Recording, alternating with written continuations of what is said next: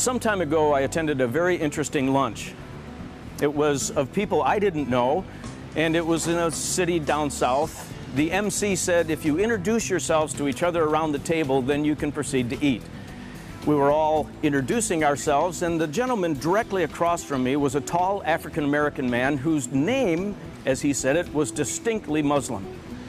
When we got around to me, I introduced myself, and I was the last guy, so we all started eating.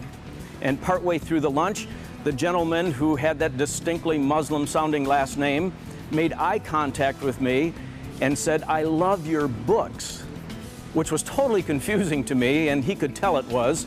So he said, "Let's chat after lunch." And so I said, "Okay, let's do that." So after the lunch, we stepped off to the side, and he told me a story I'll never forget. He told me about growing up in a church that had some racial prejudice issues, so he and his family felt like they had to leave it.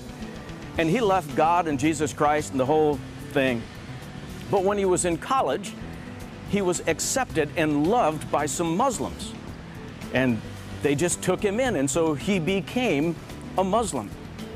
Later on in his life, he became very successful in his vocation, but he would wind up in a lot of social settings being the only person kind of standing off to one side, maybe because of his color, maybe because of his religion, but he was almost always off to the side in social settings until one night he was at a cocktail party for business purposes, and there were a group of white people standing off to one side. He was standing alone on the other side of the room, and one guy noticed him standing alone on the other side of the room and extricated himself from his little conversation group, and he walked all the way across the room, put his hand out, made the acquaintance, and started having a very easy and natural conversation.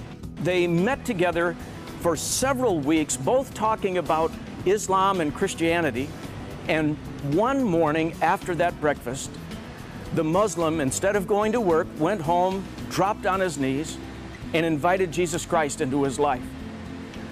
Isn't God trying to change all of his children into walk across the room kind of children? People who look in social settings for the one standing off to the side. People who are aware throughout the course of their day that maybe there's someone they can have a conversation with. Maybe it won't lead anywhere.